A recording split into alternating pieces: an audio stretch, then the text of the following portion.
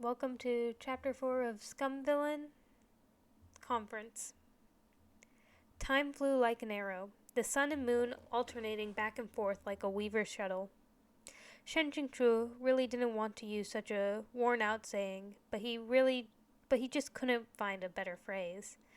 Every day on Qingjing Peak, he played the guqin, read books, wrote calligraphy, painted paintings, practiced his cultivation, occasionally nitpicked Lo Binghe's food, occasionally bickered or sparred with Lu Qingji, and from time to time reported on his work to Yu Qingyun. The days flew by, perfectly in sync with his life goal of idling away to ripe old age, until the Immortal Alliance Conference finally arrived. In the end, this day really did dawn. Shen Jingchu had been too carefree. He'd forgotten about the first major climax of the novel, the first step of Lo Binghe's climb to the top. On his journey to marrying every idle woman, as well as the first step towards his blackened heart, after which his soul would never again be washed clean, and he actually managed to forget it. So when Shen Jingchu received the gilded invitation, he stared at it in shock for a long time. The Immortal Alliance Conference was Proud Immortal Demon Way's first major climax. At the same time, it was also an important turning point in the novel. The conference was held once every 4 years, and it was an excellent opportunity for cultivators to pick out new talent, or for said new talent to establish their reputation. Before every conference, the major sect leaders conducted discussions, and the exact structure of the proceedings differed, but there was always a list of the top rankers. Whether you came from a prestigious sect or from the poorest part of Zhonghua, as long as your performance at the conference was outstanding, your name would be inscribed in gold upon a tablet, and you would become renowned across the land. Before this event, Proud Immortal Demon Way's performance online had been steadfastly lukewarm.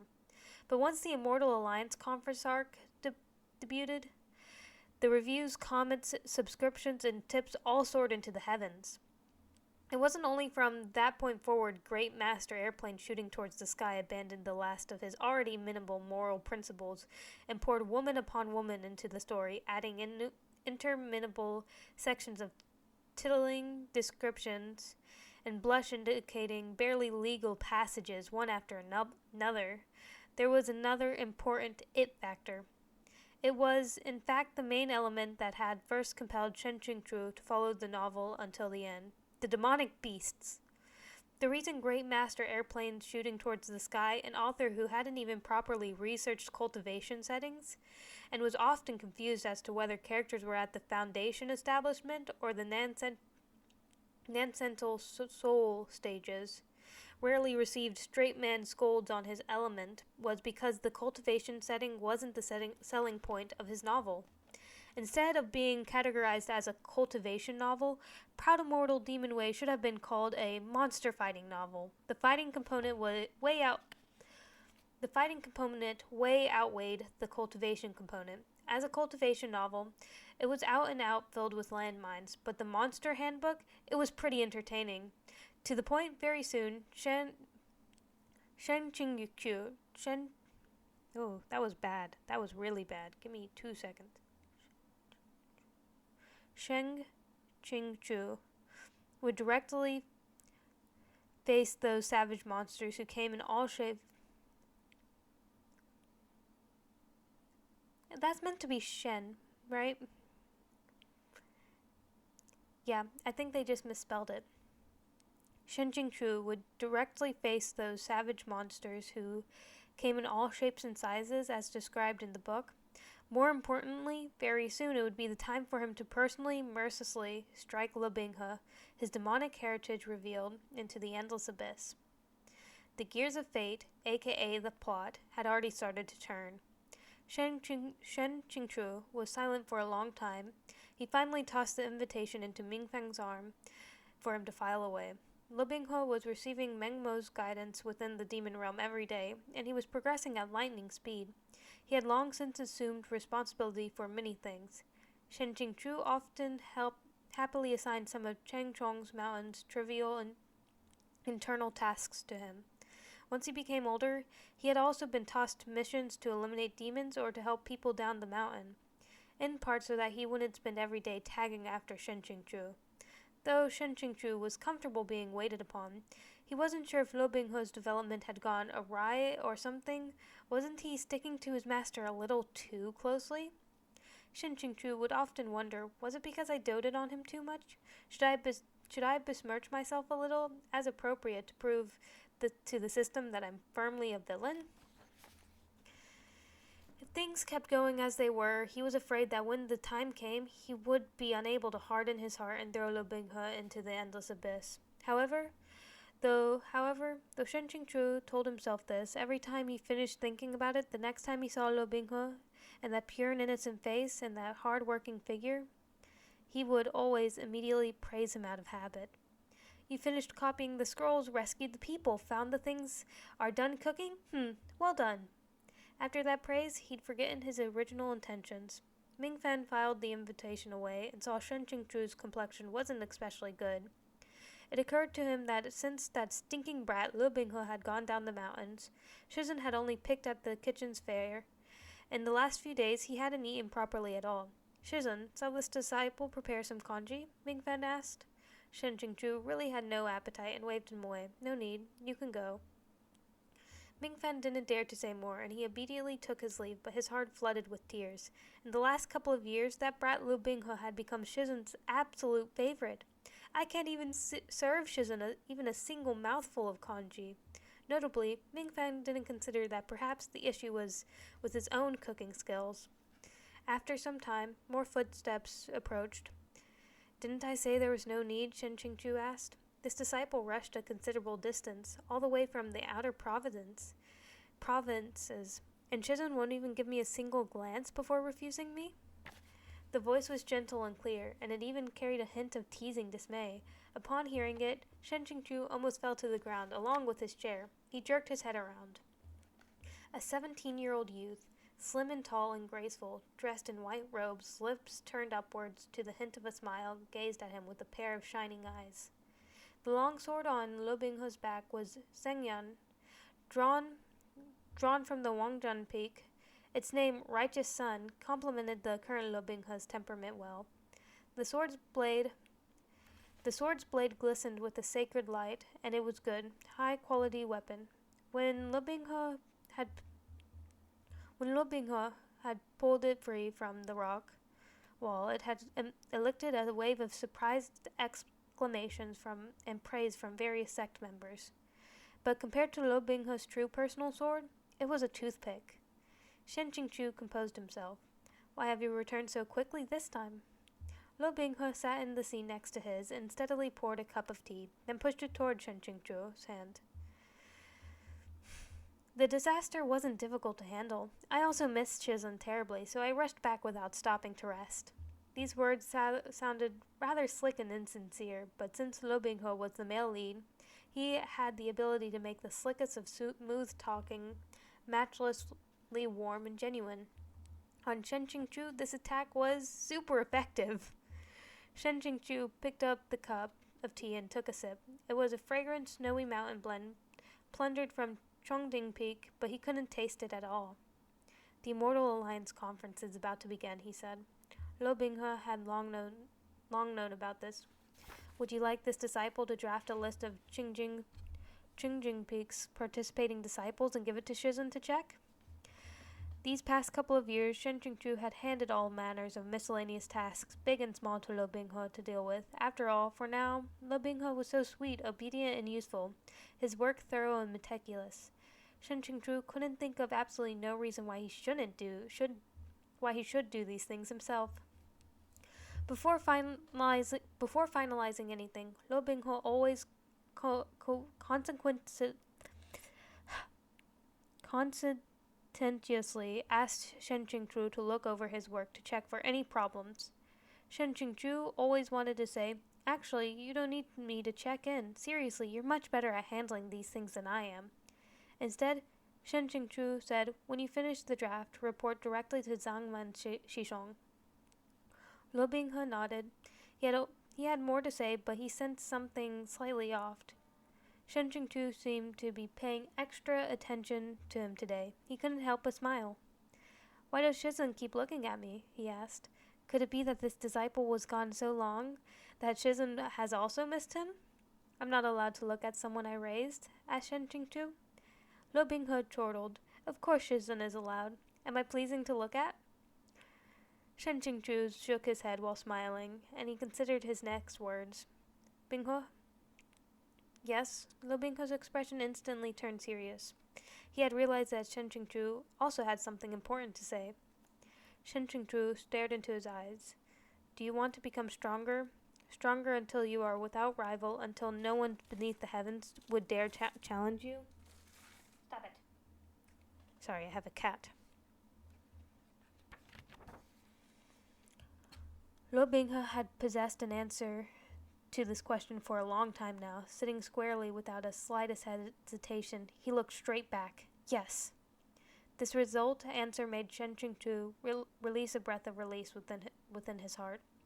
Even if in order to achieve that, you had to suffer through pain, torment, and countless tribulations, to the point that your body and heart were about to collapse, you would still want to become the strongest? "Binghe does not fear suffering and tribulations," Liu Binghe said slowly. "I only wish to be strong enough to protect the people and things important to me." This answer finally settled Shen Qingchu's thoughts a bit. "That's right. Liu Binghe, for the sake of protecting the myriad harem of jade and flower-like beauties you'll embrace in the future, you must become strong." Shen Qingchu's heart was still unwilling, but when he remembered that this suffering was something the protagonist had to experience in order to break free of his chrysalis and become a butterfly, he had no choice but to adjust his mindset. Although he was already adept at brainwashing himself thus, it wasn't like he felt the slightest bit of happiness at the thought, just because he'd forced himself to think it so many times.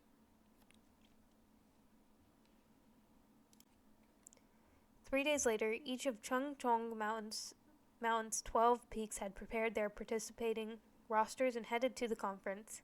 This time, the Immortal Alliance conference was set to convene at Judy Gorge, a rolling mountain range with complex terrain that extended for many kilometers. People of established reputation were conscious of their rank and didn't participate in the conference. They didn't compete with their juniors for the limelight. There was no need, and it would have been beneath them. Therefore, the 12 peak lords and members of their generation didn't sign up. The cap on the number of spots was nevertheless high. Naturally, the more the better, and in the end, around 100 well-equipped individuals set out in grand style for Judy Gorge. So many people flying on their swords would have been too high profile and disturbed civilians, so they did travel by carriage. A cultivation novel where they sat in carriages and rode horses all day. Shen Qingchu still couldn't understand why airplanes shooting towards the sky had stuck to this setup, but no matter how much it merited roasting, after 3 years, one simply ran out of words. At this point, he was numb to it. The majority chose to ride horses, their bearing heroic and valiant. However, firstly, Shen Qingchu wasn't good at riding and didn't want to fall and break his neck. Secondly, he disdained all exposure to wind, sun, and rain. It wasn't comfortable nor elegant, and so he wormed his way into a carriage under the crowd of watchful eyes. Someone else had long since entered the carriage before him. "A big, strong man like you trying to steal my spot?" she said with a contempt as he lifted the curtain with his fan and slid inside. This woman was with beautiful eyebrows, a full chest, and a thick, gorgeous hair that was Shang Shu's peak master. Chi Ching Chu.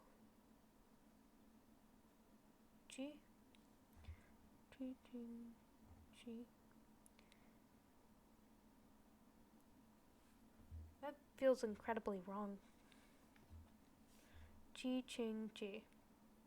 In the original work, Chi Ching Ji and Shen Qingchu had no real relationship and very few interactions. However, over the past years, Shen Qingchu had occasionally worked with her. He found her straightforward and fierce, and he got along with her decently well. I'm frail and indisposed, Shen Qingchu said with perfect composure as he used his fan to shoo her into giving him room. Chi moved. That just sounds so. Chi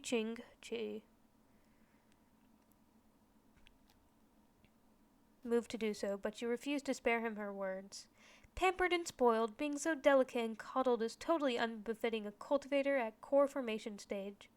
Will you also be needing someone to serve you snacks later? Shen Qingchu looked like he'd just had an epiphany. Right, many thanks for Shimi for the reminder. While speaking, he rapped on the carriage wall with his fan's guard. A short while later, the carriage curtain lifted and Lo Binghe smiled. Shizen, snacks, water, or is your waist sore? A lively and energetic white horse, a handsome and extraordinary youth, with the sun beaming down from above, both seemed to shine before your eyes. Your Chi-Shishu would like some snacks, said Shen Qingchu. Lo Binghe immediately withdrew an exquisitely wrapped snack from his robe and offered it to them. It looked like he'd long been prepared for this. If Shizen has any more orders, please call for me. Only then did he let down the curtain. Lu Qingji spurred his horse on past them with a powerful and resounding humph. Of course, said Shen Qingchu. He lowered his head and opened the wrapping. Dragon's beard candy? Not bad. He turned to pass the snack to Chi-Ching-Chi. Want some? Chi-Ching-Chi found it difficult to describe her current emotional state. More or less, it was indignation. Lo Binghe was a good disciple, so considerate and with such immense spiritual power, and Shen Qingchu of all people was the one who raised him. In truth, indignation didn't cover it. She just didn't know there was a phrase that nailed the feeling, and it was, "My damned dog eyes." And there's a little footnote at the bottom. Originally, this is blinding my dog eyes. Dog is commonly used as a curse similar to damn in English. Chi-Ching-Chi refused to look at Shen Qingchu as he ate the dragon beard's candy, but she made one final attempt. Even Ming Yan is riding a horse. As long as she could make Shen Qingchu feel a scrap of shame, she would claim victory. It just so happened that Shen Qingchu had nothing better to do, so he looked outside. Indeed, Lo Mingyan sat straight on her horse, her face covered with a veil, her personal sword Shu Si on her back. A faint breeze blew by, fluttering the veil and giving her an air of ethereal lightness. This picture was far too pleasing to the eyes, and Shen Qingchu couldn't help but gaze at her for a while, sighing, "Beautiful beyond comprehension." Pah! Chi-Ching-Chi snapped at his face. "Don't look at my beloved disciple with such coveting eyes." Lo Binghe heard this back and forth, and his face paled. But Shen Qingchu didn't notice his expression at all, and continued eating while gazing at Lo Mingyan. He was in the mood of someone in a theater before a movie, eating popcorn and drinking soda while waiting for the ads to end and the film to begin. That was Lu Mingyan. The male and female leads were in the same venue. How could there not be sparks flying and amorous feelings budding between them? As Lo Binghe saw his master staring fixatedly at Lo Mingyan, the hand with which held his reins couldn't help but tighten, the knuckles turning white. "Beautiful beyond comprehension," he muttered. She wasn't even showing her entire face. No matter how beautiful she was, could she be better looking than him? Lo Binghe honestly wasn't a narcissist. He'd just always been very self-aware of how he looked to others. He didn't gleefully revel in his appearance, but he also wouldn't downplay it for the sake of false humility. After a long time, during which Shen Qingchu showed no signs of diverting his gaze, Lo Binghe could no longer stand it. He lightly urged his mount with his whip, and the white horse quickly moved forward until its bridle was even with Lo Mingyan's. Lo Binghe inclined his head and smiled in greeting. "Lo Shimi." Lo Mingyan, startled, then nodded shallowly, returning the greeting. "Lo Shishong." "Oh, it started! A once in a lifetime chance had actually come. With his own eyes, Shen Qingchu could watch a peerlessly handsome man and a beautiful woman from a book ride together bridle to bridle. He was secretly overjoyed, and he couldn't resist leaning out further to watch. Lo Binghe saw saw in his peripheral vision that Shen Qingchu's gaze hadn't moved, and in fact he was staring at them even more intently. His face grew shadowed, his heart stuffy and teeth itchy, so he laughed and chatted with Lo Mingyan, while sneakily urging their horses faster and faster, until they were far enough away that Shen Qingchu could no longer see them without leaning his entire torso out of the carriage. Shen Qingchu could only resume his proper seat. Disappointed, how could he forget? When male and female leads were cooing sweetly at each other, a third wheel could never hang around like a glaring fluorescent light, nor could there be a meddlesome audience. Although, if that child had grown up so fast that he wanted to hide his romances from his elders, was it possible that his rebellious stage had finally arrived? Judy Gorge. It spanned 7 mountain peaks and overflowed with verdant greenery. Scattered everywhere which were within it were brightly springs and dark rivers, waterfalls and wondrous stones, deep valleys and soaring peaks. As the name Hopeless Land implied, some of its terrain represented the brink of despair, yet in the next moment, as if confirming that every cloud had a silver lining, you would spot paths winding through the peaks, indelible and unerasable. In Shen Qingchu's eyes, such a reminder was vital for both adventurers and homebodies.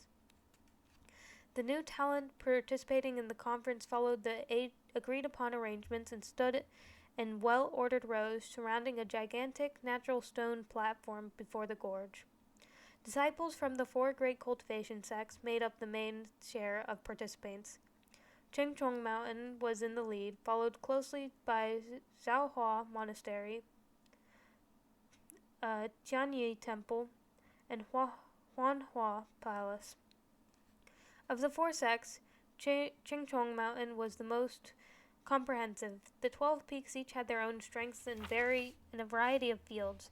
Meanwhile, the monastery and temple sects were naturally those who fostered Buddhist monks and Taoist priests, respectively. Huanhua Palace was more complicated. Their sect followed the teachings of a number of different schools, had an aptitude for the Taoist art of concealment, and interacted the most with the secular world. The level of their techniques was unclear, but on one point there was no doubt. They were absolutely the wealthiest of the sects. They contributed the most funds to every conference. Other than these 4, numerous small and mid-sized sects were also participating. Therefore, the final number of those who had signed up, gathered at Judy Gorge, was well over 1,000. What had been a cold and silent gorge entrance suddenly burst to life with more than 1,000 people. Animals that had never seen people before were all frightened away. It was unusually lively in all meanings of the word. A high dais had been constructed at the entrance to the gorge, and from there, all non-participating cultivators would observe the battles. Various colored flags representing each of the sects fluttered and swayed upon it. Seats for the sect leaders were at the highest level. Chengchong Mountain's delegation, led by Yu Qingyan, took their place on the dais. Shen Qingchu sat in the back next to an elderly man of great poise and a head of white hair. This man had greeted their group earlier and nodded to him again now. "Immortal Master Shen," he said. Huanhua Palace's old palace master was also the master of Lo Binghe's birth mother. Shen Qingchu returned the greeting in the mode of someone meeting the emperor's relative. Not long after, a member of Huanhua Palace walked onto the stone platform. After all, they'd contributed the most money, so no one could argue with their choice of host. Below the platform, over 1,000 competitors gradually quieted, focusing their attention on listening to the host describe the proceedings. The host's martial foundations were deep, his breaths plentiful and long-lasting. Every last person at the mouth of the gorge, including those in the soaring dais, could clearly hear his voice in full. The conference will last for 7 days. Once everyone enters the gorge, we will erect a giant barrier and cover the entirety of Judy Gorge. For those 7 days, the participants who enter Judy Gorge will be isolated from the outside world and will remain ignorant to what happens there. The observers will follow the situation within via the spirit eagles let loose in the valley. Over 100 variety of demonic creatures have been let loose within the valley. The total number nears 5,000. Every time you take down a creature, you will receive a prayer bead from its body. The creatures are of different difficulty level, and the spiritual chi within the prayer beads will likewise vastly differ. Is everyone wearing a gold cord around their wrist? The people beneath the platform raised their wrists together, revealing a sea of gold cords. It was quite a magnificent sight. The host continued, "When you obtain a bead, thread it onto the cord. Your score will automatically be displayed on the ranking charts outside." The ranking charts were displayed opposite to the dais. Although there were 8 charts in total, the crowd's attention would be squared on the names on the top 100 scores on the first gold inscribed tablet at the top, and at times they would be watching only the top 10. This embodied the principle of no first place among scholars, no second place among martial artists. There's a little footnote. Scholars must uphold modesty, so they can't claim first place, while martial artists are all about competition, and so only first place matters to them. Finally, the Huanhua Palace host delivered a severe warning. Sect disciples are forbidden from fighting over and stealing each other's beads. The moment anyone is found to be fighting or using underhanded methods to steal beads, their right to participate will be revoked and they will be banned from the conference for 3 sessions. 3 sessions meant 12 years. This group of new talent was likely a mix of carp and dragons. Many were young and inexperienced, but quite a few were slippery old bastards, scoundrels who'd scurried about for years and years. If duels weren't forbidden, the organizers had a reason to fear that the entire conference would devolve into incomparable chaos, and the lives might well be lost. Therefore, this rule was exceptionally necessary. Shen Qingchu was bored to the point that his bones itched. Though he seemed to be staring intently at the scene beneath him, his mind has long since wandered off. Suddenly, from the side, several female members of a certain sect leader's entourage whispered among themselves, "Which sect is that disciple from? He's incredibly handsome. Those white robes really suit him. Maybe even better than they do Gong Yishisong." But Gong Yishisong isn't an extraordinarily handsome. He also possesses incredible spiritual strength. How can you compare them? Tut tut, you can't stand when anyone criticizes Gong Yishisong, can you? Sure enough, you defend him right away. Admit it. Admit what? Stupid girl? What did you just say? I dare you to say it again. A burst of mortified, frustrated anger was followed by giggling and play fighting. As soon as he heard them, Shen Qingchu knew who they were eyeing. The figure in the crowd dressed in all white, the refined, outstanding Lu Binghe. In truth, they weren't the only ones secretly watching and discussing him. Even a number of girls in the crowd of participants below the stone platform were glancing stealthily at Lu Binghe, their jade-like cheeks dusted with blushing red. The girls kept their voices very low, but given the quality of cultivators present, their 5 senses all incredibly sharp, of course they were overheard. These girls were too young to be careful, and they let others hear their private conversations. Fortunately, their seniors were all very considerate, and let their sect leader, who was already holding a hand to his forehead and feigning sleep, keep his dignity. Everyone pretended that they hadn't unintentionally eavesdropped, their gazes straight and unflinching. In an effort to break the awkward pause, someone coughed twice. "Why don't we do as we have before and make our predictions about which of these new talents will stand out the most?" he said with a smile. Shen Qingchu's spirit rose. The words, "make our predictions," weren't actually referring to divining fortunes, but instead to gambling. To be clear, it was about betting on the talent you had an eye on. Cultivators needed entertainment too, after all. Also, the stakes used in these bets weren't tacky monetary items, like gold and silver, but artifacts, spirit stones, or even the names of disciples who would be sent to study under other sects. They wouldn't be anything of vital importance, but they were still ones of the Immortal Alliance Conference traditional entertainment activities.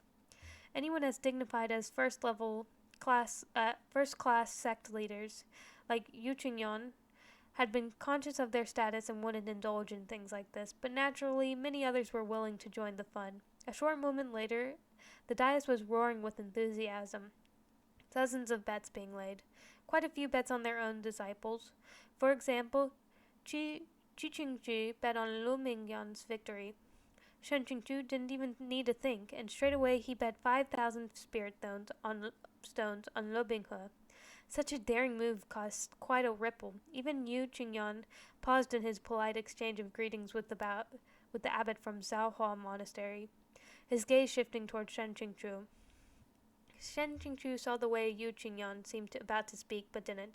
Zhangmen Qishong, this is just a bit of fun, he said, to encourage Binghe a little. Just for fun, Lu Qingyi sneered. If you shattered the entirety of Qingjing Peak, would you even find 1,000 spirit stones in the rubble? Shen Qingchu clammed up. Indeed, he wouldn't. When placing a bet here, you only need to write it down. The accounts were settled afterwards, and you didn't need proof of funds. Because everyone here had name and reputation, there were no fears that debts would be blown off.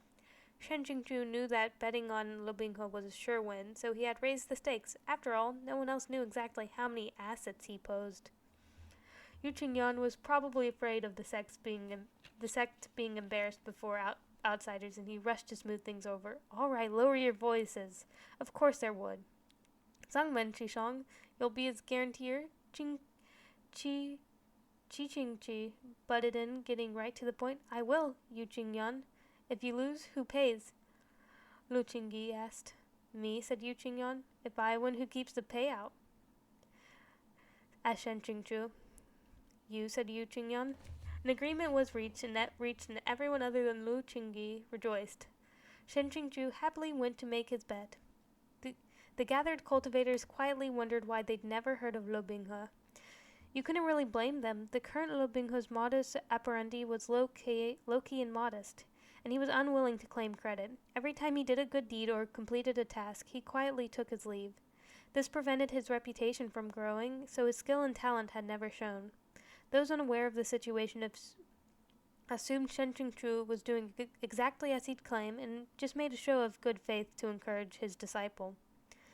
Below the dais, after the participants took their oath together, they formally entered the venue. There were many of them, so 12 different entrances had been erected, through which the participants would enter in assorted groups of mixed sex. The participants, shaking with nerves, stepped to Judi Gorge and began their expeditions.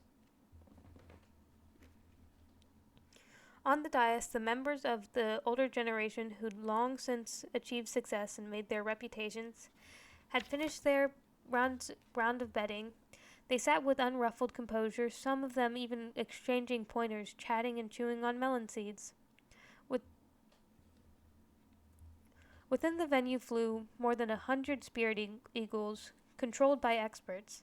The silver rings around their talons were inlaid with special crystals. As they soared, a panoramic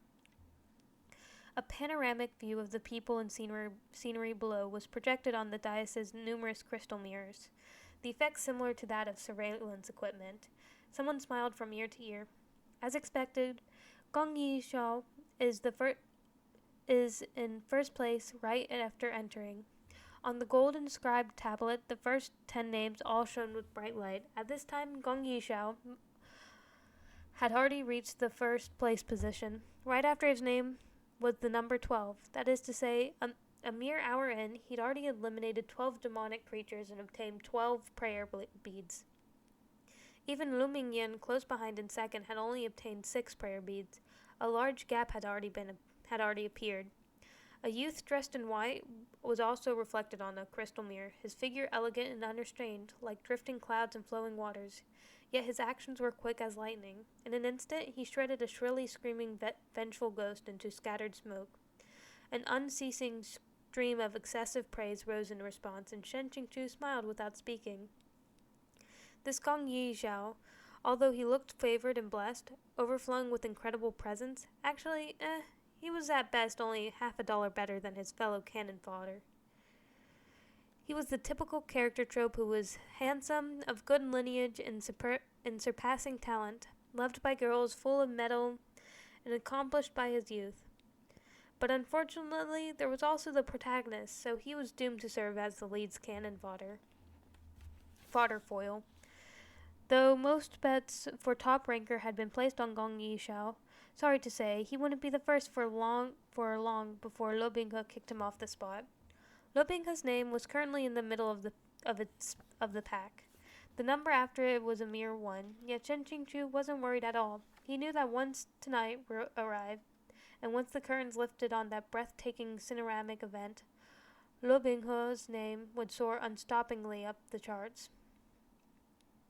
The first day of the Immortal Alliance conference approached midnight. A round golden moon hung high in the sky, and the dais gleamed brightly beneath the lamplight. Among the many crystal mirrors, Shen Qingchu finally found one displaying Lo Binghe. Currently, he was slowly moving through the forest, spotlessly clean and without a trace of exhaustion. His eyes were like stars, and it seemed as if they could see right through the crystal mirror. However, he wasn't alone. Most of the participants moved by themselves. If people teamed up to fight the monsters, how would they divvy up the beads? At most, they might cooperate with those they were familiar with, forming teams of 2 or 3 Shishong and Shidi. There were also some incredible female cultivators, but on the whole, these girls' strength and mental fortitude was lacking, and they often required help. Their team was mainly composed of Shimi and Shiji, who got along well, and they spent their time playing around instead of actually working. Basically, they looked quite hopeless. Yet, following after Lo Binghe were 7 or 8 other individuals, all who were either delicate girls or young disciples. This group drew a great deal of attention. Some of the audience even stopped watching Gong Yishao's heroic exploits, switching over to size up this bloated team and finding it too strange to look away. In the group, the one walking closest to Lo Binghe was a Huanhua disciple in light yellow robes, holding a night pearl to light the way. The girl was graceful and elegant, but she walked with a slight limp, like she had sprained her ankle, and it was probably an injury she had just sustained while fighting monsters. Lu Shishong, I truly apologize, she said. You saved us and now we're troubling you. If you weren't protecting us, you'd already be so far ahead. We are a burden. We are all cultivators. It's our obligation to look after each other, Lo Binghe said, eminently proper. Shen Qingchu had come to know Lo Binghe's early-stage White Lotus mindset like the back of his hand, and he didn't find this strange. His student was fighting monsters while also looking after this crowd of weak fighters, women and young disciples. Hence, he hadn't shot up in the rankings. Otherwise, with his ability, he would have already effortlessly defeated Gong Yishao. Even Mingfang ranked higher than Lo Binghe right now. But it didn't matter. Lo Binghe would have a second wind. My disciple is the most awesome in the world. If he weren't so good or so kind, and so easy to take advantage of, none of you could even dream of defeating him. Shen Qingchu never thought to reflect on what this agitated attitude of his meant. Yu Qingyuan smiled. Qingchu, that little disciple of yours has great moral character. Shen Qingchu smiled behind his open fan, quietly accepting the compliment. Qi Qingchu humphed. Exactly, it's impossible to tell that he was the one who taught the boy. Other observers said a few additional words of praise. However, they weren't necessarily sincere. What use was good moral character? The Immortal Alliance Conference valued power. In their eyes, Lo Binghe's actions seemed rather childish. But when Huanhua's palace's old palace master, sitting by Shen Qingchu's side, saw Lo Binghe's face through the crystal mirror, he let out a barely audible and almost stood up. Shen Qingchu didn't glance over, but he understood well enough. Lo Binghe was beautiful, and he looked quite like his birth mother. The old palace master had seen his face and, thinking the junior disciple's similar appearance only coincidental, had become nostalgic about his own favorite. He could scarcely have imagined that Lo Binghe was the child of precisely that beloved lost pupil. On the other side, in Judi Gorge, Lo Binghe was calmly considering what to do with this crowd of vulnerable disciples. From a moral standpoint, he couldn't just abandon them. They were from Huanhua Palace and had barely started training, but he also didn't want to miss the chance to shine in the Immortal Alliance Conference and win honor for Shizun. As Lo Binghe was mulling over how to extricate himself from the situation, Shen Qingchu thought he was rolling around with maidens and making sparks fly. There was There was the first maiden to sleep with Lo Binghe, Chin Wan Yu, and the graceful and subdued Lo Shimi. The biggest impression of this maiden had left on Shen Qingchu was her role in helping Lo Binghe lose his virginity. Later, her role was to be a victim in the constant harem intrigue. Only someone as special as airplane shooting towards the sky could manage to occasionally write a stallion novel's harem more in the flavor of the Legend of Zhan Han. The English name Empress in the Palace is a 2011 television series centered on harem scheming and infighting. I'd rather read 10,000 words describing how ghost head spiders mate than read about Sha Hualing tearing into Qin Wanyu. Thank you. Watching this parade of people trailing close behind Lo Binghe, treating him like their personal savior, Shen Qingchu grew unhappy. Some of these disciples honestly hadn't accumulated and so couldn't yet demonstrate their skills. They would be fine after a little more time to adjust, but some were truly ignorant and incompetent, yet they refused to back out of the competition. They wanted to ride Lo Binghe's coattails so they could fumble together some beads and rise in the rankings. If this was the black-hearted Lo Binghe, he'd have slaughtered them all in seconds without even blinking. People sure do take advantage of kindness, huh? They pressed forward for a while, and every low-level monster that left from the darkness was attack them was eliminated pretty much only by flicks of Lo Binghe's fingers. His sword never left his sheath, yet he still couldn't pick up the pace. Why? A female disciple from Huanhua Palace leaned on Qin Wanyu and began to hiccup and cry, "Gigi, my feet hurt so much." In front, Lo Binghe stopped, but he didn't turn around. He lowered his head and rubbed his temples. Nervous, Qin Wanyu lowered her head and spoke quietly to the girl. "One wrong. Endure it a little bit longer, all right? We have to walk a little faster. But my feet really hurt. I can't walk anymore." "One wrong," Mimi whined. Meme. One wrong Meme whined. "We've been walking around all day and there's nowhere to take a bath. I'm so uncomfortable." A number of untrained disciples in the group agreed, one after another. If Shen Qingchu had been the one in charge, he would have long since revoked their right to participate and kicked them all out of Judy Gorge. "If your feet are so delicate, don't sign up for the Immortal Alliance conference. And if you do, then whatever, but why drag others down? Look at Lu Mingyan. The difference between you is vast. No wonder she's the #1 female protagonist." But there was nothing he could do about Qin Wanrong. After all, the beautiful sister Qin Wanyu and Qin Wanrong were members of Lo Binghe's harem. Therefore, according to universal convention, no matter how decidedly they dug their own graves, they wouldn't die. Shen Qingchu's heart filled with a strange annoyance. "Lo Binghe, you, in the future, when you're gathering your harem, can you put more thought into quality? Don't welcome just any decent-looking girl into your arms. The inconsistency in your harem's standards make this master's heart hurt for you." Qin Wanyu sent another look at Lo Binghe's back. "Little sister," she said quietly, "we've already made a lot of trouble for Lu Shishong." She still wanted to rely on Lo Binghe and try to make a name for herself in the Immortal Alliance conference and earn some reputation. If her sister foolishly annoyed Lo Binghe, it would go badly for her. "Lu Shishong is such a good person, he won't mind," Qin Wenrong said innocently. "Isn't that right, Lu Shishong?" Lo Binghe finally turned, a faint smile still on his face. Peerlessly handsome, utterly faultless, and did not speak, but for some reason Qin Wanyu inwardly shivered in fear. However, Qin Wenrong had cotton for brains and took his smile as acquiescence. Singing a carefree tune, she swept over to a nearby creek like gusting of wind. "It's coming!" Shen Qingchu's gaze tensed.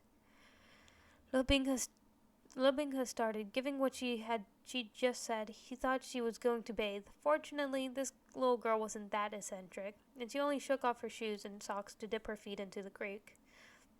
Those were the river's upper reaches. What if someone downstream wanted to drink? Shen Qingchu mentally lit a candle for any such unlucky disciples. A number of other disciples soon followed Chin Wonrong's example, and just like that, the little crowd started to laugh and play. Lo Binghe was completely helpless as he watched. It would have been awkward to approach them, so he could only call from far away. Waiting in the water at night isn't safe. It's best if we finish and leave right away. Shen Qingchu felt this was a bit odd. In the original novel, surely Lo Binghe hadn't stood so far away. He didn't think he had remembered wrong. At this time, Lo Binghe, out of worry, or out of Great Master Airplane shooting towards the sky self-desire to write fan service, went to the creek with the others, and he enjoyed the alluring show of all the women slowly rolling down their stockings, textbook foot fetish material. Lo Binghe pleaded with the disciples, but few had even crossed to the other side of the creek, chatting and laughing. "It's all right, Lu Shishong. You come too." Even the sect leaders were watching through the crystal mirror were speechless. Shen Qingchu had no expression on his face. "Lo Binghe, you still won't go? If you don't, you'll miss the plot." Qin Wanyu knew her little sister was being rather inappropriate, and she cautiously apologized to Lo Binghe. "Lu Shishong, I'm so sorry," she said. "This is the first time Shimi and the others are participating in the Immortal Alliance conference." Truly lovable and pitiful, she bit her lip like she was making an excruciating decision. "If Lu Shishong feels burdened, leave us and go. It's all right." These words, together with that expression on the verge of tears, were wildly insincere. But after hearing her plea, any man with a bare minimum of virtue would find himself unable to do as she suggested. Before Lo Binghe could reply, an ear-piercing scream came from the creek. His face suddenly changed, and he shoved past Qin Wanyu, whose beautiful face had lost all color as he dashed towards the creek bank. The audience watching from the crystal mirrors stood up in terror. "What's going on?" Lo Binghe asked in a forceful voice, his sword before him. The 5 or 6 disciples that had been washing their feet and playing in the creek, now 2 of them had disappeared, and one of the missing ones was Chin Wonrong. "You see, told you that you should have gone earlier. Wonderful. A perfectly good wife is gone now." Just like that, Shen Qingchu thought, frustrated and disappointed. Now you can't complete the Chin sister bouquet for that grand threesome scene in the future. Now what? Moreover, despite everything, he never thought that a member of the protagonist's harem could actually get herself killed. "I don't know what happened," a disciple screamed. "The water suddenly turned black, and Chiji and the other were swept under by something." Lo Binghe rapidly dragged the stupefied disciple still in the creek up onto the bank, but just as he reached out to grab the last person, they fell over like they had lost their footing. Everyone started as the water closed over the disciple's head, and they disappeared with their eyes wide open. At the same time, a black smog billowed through the creek. Shen Qingchu peered through the crystal's mirrors. The smog was actually countless black strands, smooth and silky like a woman's dark hair. From between the strands seeped scarlet blood, diluted by the creek water. They were thicker and more disgusting than Sadoku's hair. Sadoko's hair? Yeah, I think so. Someone on the dais cried out in shock. "Nuyan-chan!" In Judi Gorge, Lo Binghe had quickly identified the monster in the creek as well. He sent sword glares into the water as he cried, "Get far away from the water! It's the demon realm's Nuyan-chan!" For a while, the billows of hair like demonic creatures' bodies swirled within the water. Suddenly, like they were burping after a full meal, the black strands spat out a few objects with a stream of bubbles. 3 bodies had been sucked clean of flesh and blood, leaving only drenched corpses of skin and bone. The pores on the dead body were abnormally large. That was because many strands of hair were still attached to their skin. Thrust into their pores, hungrily sucking out the body's remaining flesh, blood, and spiritual essence, leaving no pore uninvaded, diving into any opening it could find. This was one of the Nuyan-chan's most terrifying characteristics. This scene scared the disciples by the creek witless. Wails and screams filled the forest as they threw themselves behind Lo Binghe Tide. At the scene of the horrible state of her sister's body, Qin Wanyu nearly fainted. Luckily, she was smart enough to not faint for real. Otherwise, in all this chaos, who would bother to help her escape? Nu Yanchun was an amphibious creature. After sucking 3 people dry underwater, it was itching to climb to the bank in search for new targets. Lo Binghe's expression was icily severe. He snapped his fingers, igniting a burning burst of flames at his fingertips. Then, boosting the flames with spiritual energy, he flicked them towards the lurking demonic beast.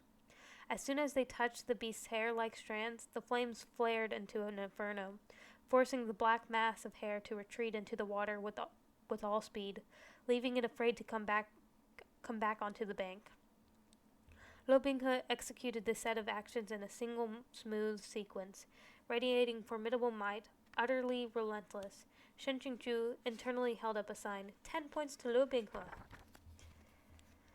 Lo Binghe picked up the night pearl that Qin Wanyu had dropped in her panic and raised it high like a shining beacon. It calmed everyone's hearts. Don't stray, stay together, he shouted. Then he took out a piece of the standard equipment all of the participants had been giving, a rescue firework, and fired it into the sky. The rescue fireworks were given to disciples to call for help if they encountered a monster that they were unable to handle. The Immortal Alliance Conference hadn't released any excessively dangerous monsters, and if the participants fired a rescue firework 3 times, they automatically forfeited their right to participate. Therefore, in all past conferences, no one had really used the fireworks unless they were really backed into a corner. However, at that moment, glittering bursts of fireworks rose one after another in the sky over Judy Gorge. This should have been a beautiful scene, but at that moment, not only did these fireworks not seem gorgeous, they made the onlookers' insides twist in fear. Every blossoming firework represented a disciple who had encountered an exceedingly dreadful monster, whose lives were in danger. The crystal mirrors! Look at the crystal mirrors! Blood-curdling shrieks and wails of distress came in unending stream from the mirrors. Some disciples were already corpses on the ground, some were still struggling, soaked with blood, gazes full of terror. Why here? There shouldn't be! Someone help! Shifu, save me! Shiji, save me! A hoarse cry burst from one mirror, followed by the mournful shriek of a spirit eagle. The picture went out, becoming a flat black screen. Everyone stared, uncomprehending. What's going on? That hoarse cry had definitely been the cry of a demon realm bone eagle, a type of aerial demonic beast that was fierce and it was bloodthirsty. It had no doubt torn apart the spirit eagle, shattering its crystal into dust. Beasts that swam in the water, beasts that walked on land, beasts that flew through the air. These fierce demonic entities had absolutely not been part of the conference's plan. Though Shen Qingchu had mentally prepared for this long ago, as he watched the all-encompassing scene of chaos play out before him, his scalp went numb, and his fingers chilled. He realized that he wouldn't be unable to do as he expected. He couldn't just pretend he was watching the climax of an ultra-realistic show. Outside Judy Gorge, pandemonium had broken out on the dais.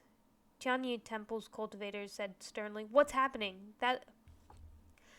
The demonic beasts chosen for the Immortal Alliance Conference were determined via strict rules and meticulous selection.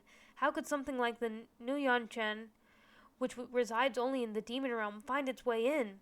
Many Huanhua Palace disciples had already died. The old palace master shot to his feet. "Open the barrier!" The giant barrier over Judy Gorge was supported by nearly 100 monks from Xiaohua Monastery.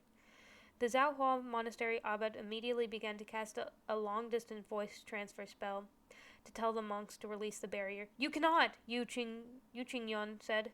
The old palace master sneered. "Sect leader Yu, what is the meaning of this?" Over 100 of Chengchong Mountain's disciples were in Judy Gorge, yet Yu Qingyun refused to open the barrier to let the trapped escape. Obviously, he had exceptional reason. Shen Qingchu had long since figured it out. He responded in Yu Qingyong's place. "Once you release the barrier, the disciples will be able to escape, but so will the demonic beasts trapped within, and they will scatter. There are villages only a few kilometers from here." the situation would become even more grave. Sect members and disciples at least have the ability to contend with the beast, but the common people who have no spiritual energy at all? No elder or sect leader on the platform had the words to retort, and they fell into dead silence.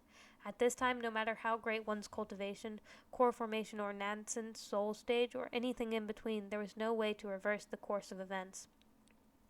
If we cannot open the barrier and let them out, then what should we do? Asked a cultivator at a loss. If they can't leave, then we must enter, said Lu Qingyi. The members of Qingchong Mountain exchanged a look in tact agreement. Fellow cultivators, Yu Qingyan said gravely, someone must be behind today's incident. They hope to use these demonic beasts to wipe out the new talent of the cultivation world, eliminating its future pillars in one fell swoop. For now, we can only maintain the barrier. But any of our fellow cultivators willing to enter the gorge with Chengchong Mountain sect to clear out the demonic beasts and rescue the participating disciples?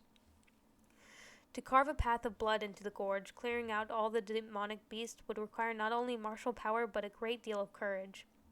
The old palace master was first to respond. It would dishonor Huanhua Palace to refuse. Huanhua Palace had sent the most participants to this year's conference and had invested the most as well. They were the party least able to take the loss. Once someone took the lead, some others followed, volunteering one after another. Even if a scant few cowards were in the crowd, by now they had been reminded that their own precious, talented disciples were also trapped inside.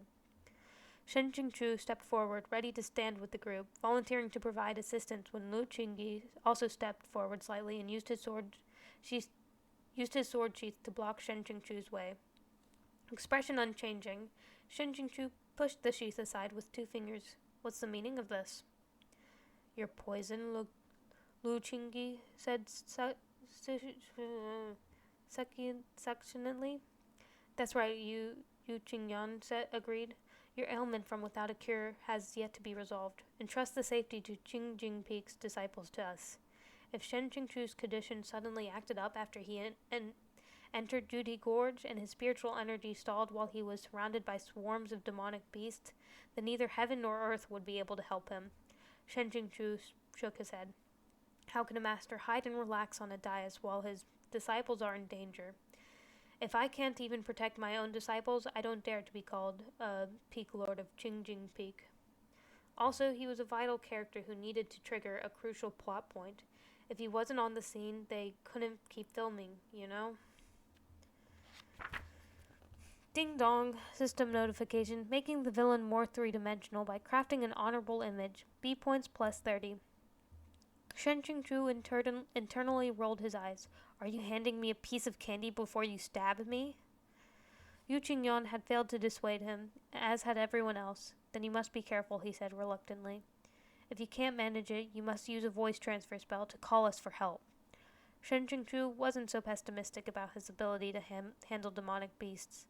His confidence in his own cultivation and spiritual power aside, his interest in the demonic beast of proud immortal Demon Way had far surpassed his interest in all those flavors of woman. He might not have remembered where any of the female protagonists liked to go stargazing with Lu Binghe after being slighted, and had sometimes was unable to match names to characters, but he definitely remembered every demonic beast's attribute and weakness with exact clarity. His knowledge of the plots aside, if you could call something Shen Jingchu's golden finger, it could only be this. In Judy Gorge, Lu Binghe had calmed a crowd of terror-stricken junior disciples. In this sort of situation, they couldn't afford to fall into disarray. If they encountered a new demonic beast or any of them strayed off, the situation would only grow more disastrous. The night wind whipped by, carrying wails and howls from all around. It was impossible to tell if they came from human or demonic throats. The faint-hearted were already curled up and sobbing. Qin Wanyu's face was deathly pale, but at the sight of Lu Binghe leaning against a tree, Zhengyang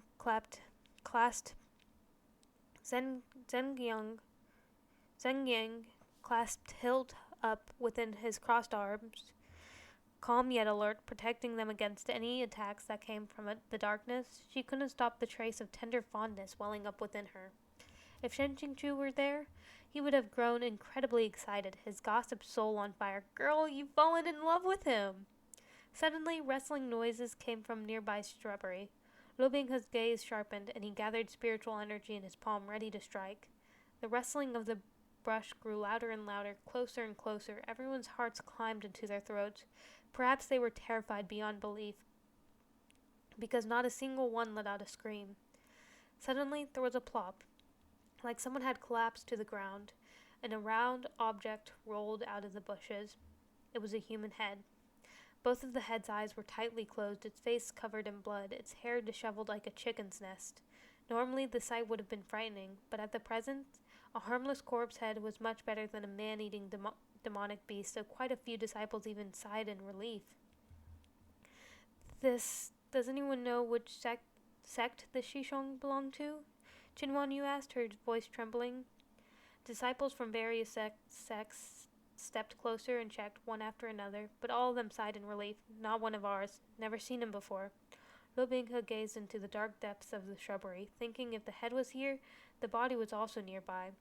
It would be better to go check its sect uniform. He strengthened the spiritual flow in his palm and walked into the dark. As expected, a stiff corpse lay beyond the shrubbery, wearing aqua blue cultivator robes, one of Tianyi's temple's newly accepted disciples. Lu Binghe only saw the hem of his robes before sighing. Newly accepted disciples like this one only came to the Immortal Alliance conference to gain experience. They had never imagined that they'd be drawn into such an unpredictable catastrophe and lose their lives. He looked further up and suddenly froze in shock. There was still a perfectly good head on top of the corpse's neck. Then, where had the other head come from? Zheng Yang had already left its sheath before Lu Binghe doubled back. Its white light overflowed. He yelled, "Get away from the head!" Before he finished speaking, the head lying quietly askew on the ground suddenly opened its eyelids. It met the disciples' gazes with wide glowering eyes, then 8 spindly spider legs, segmented by and barbed, stretched forth from somewhere at the bottom of its neck, and it leapt up in a single bound. The closest person couldn't dodge in time, and the monster jumped onto the disciple's head. With a crazed howl, and the disciple drew his sword and wildly swung it around, forcing everyone nearby to hurriedly duck away. Lu Binghe dared not to attack carelessly in case he stabbed the disciple's head instead of the monster. The result would be too horrible to imagine. The sensation of something so terrifyingly crawling back and forth on your head would be enough to frighten anyone to death. In complete despair, the disciple changed the direction of his sword and plunged it towards his own head. Before he could strike, those 8 spindly spider legs had found their target and ferociously speared into his temples. He went instantly stiff, and like his tongue had twisted into knots, he was unable to yell a single word. The spider's legs sticking into that human head bored deeper and deeper, and the disciple's whole body began to twitch unceasingly. Only after a moment, the 8 legs drew back, leaving nothing but twin rows of gory holes in his temples. Everything within his skull had been sucked clean, leaving it completely empty.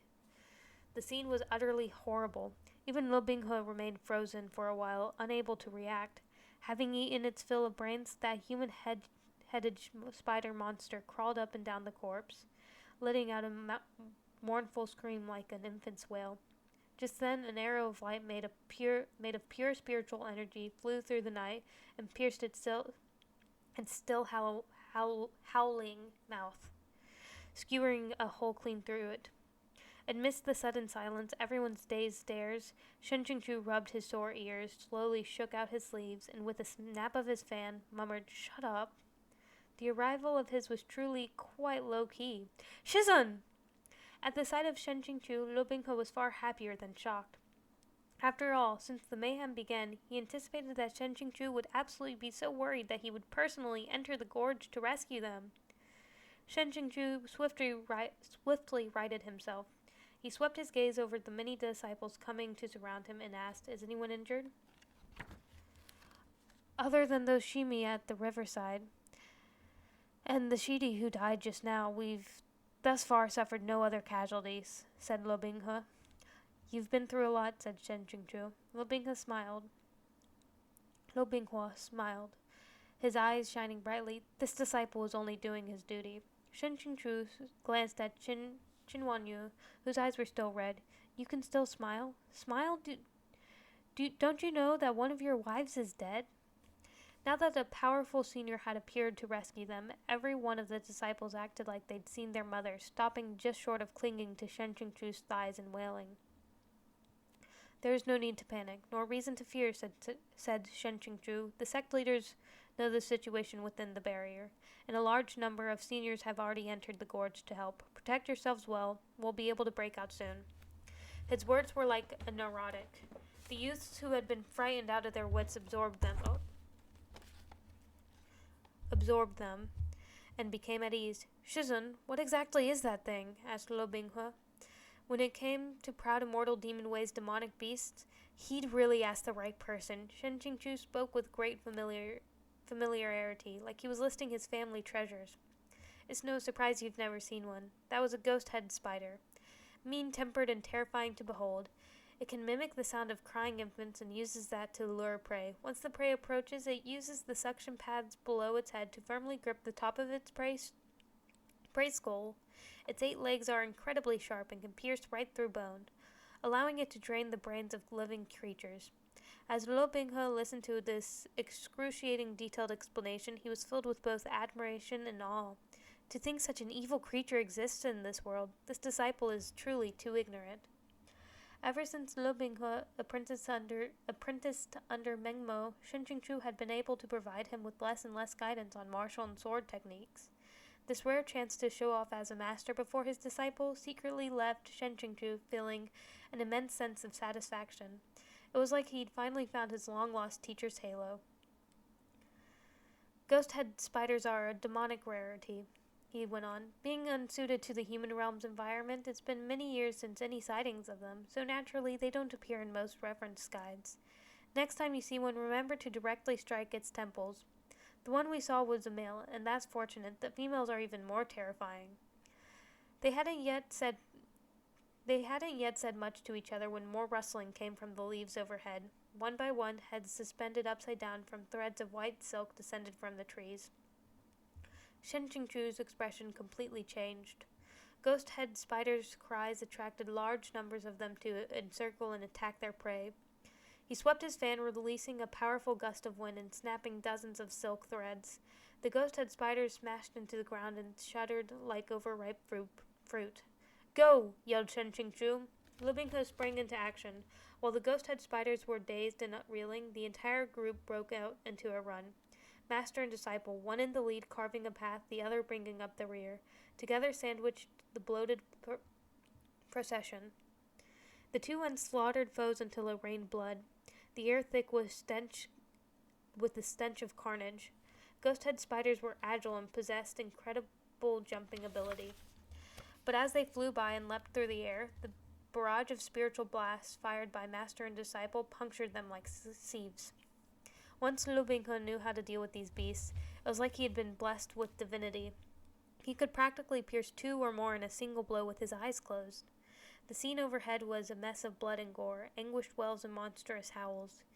Even with all they accomplished, in the end, there were still too many, and proved impossible to defend against. Just as Shen Qingchu started to worry about when that goddamned hack of a poison would next act up, he felt his spiritual power stagnate, and the next strike came up empty.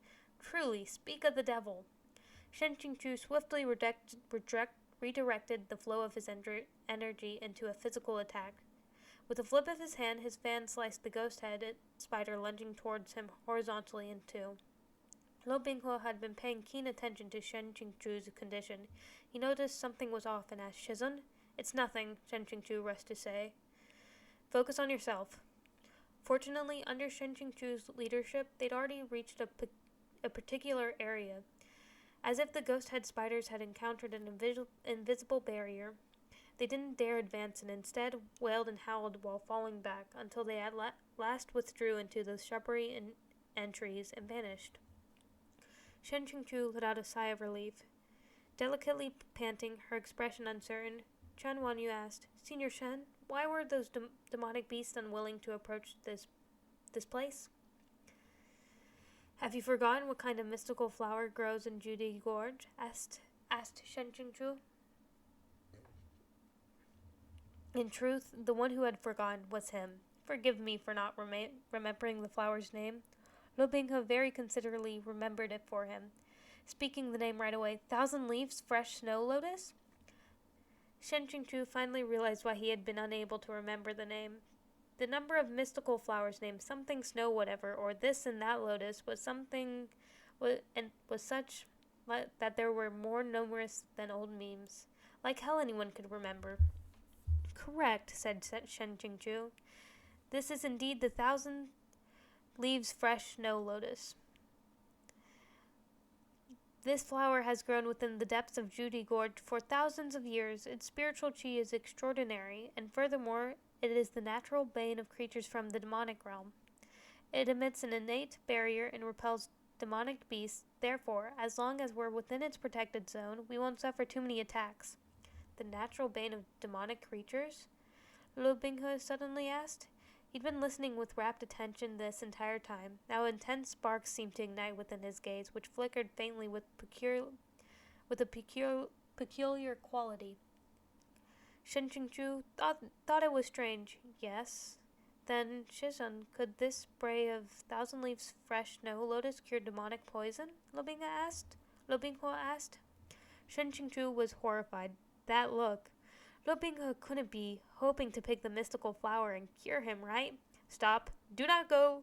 Do not pass go. The girl you're supposed to pick that flower for, Qinhuan Yu, is right next to us, watching, and you want to deflower it in her presence? And for a big, strong man to boot? Leave your wife some dignity, all right? We should handle the crisis before us first, Shen Qingchu said quickly, but Lo Binghe wouldn't let it go. This disciple asked for Shizun's instruction. It cannot do what you imply, said Shen Qingchu. Has Shizun tried it before? Lo Binghe pushed.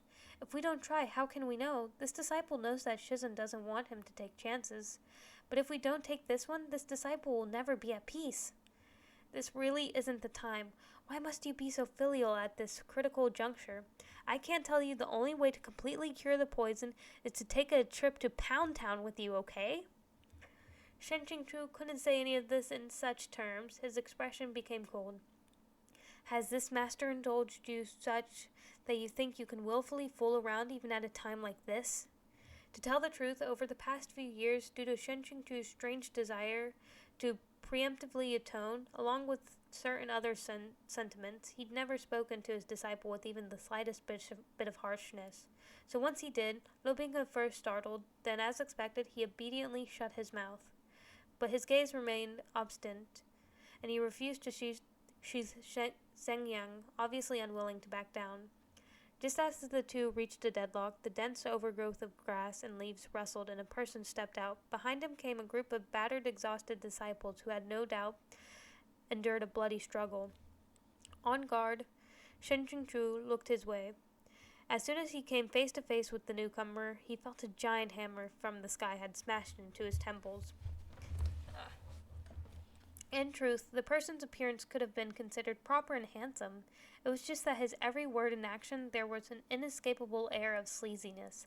At the sight of Shen Qingchu, he smiled and returned his sword, flowing with light back to its sheath.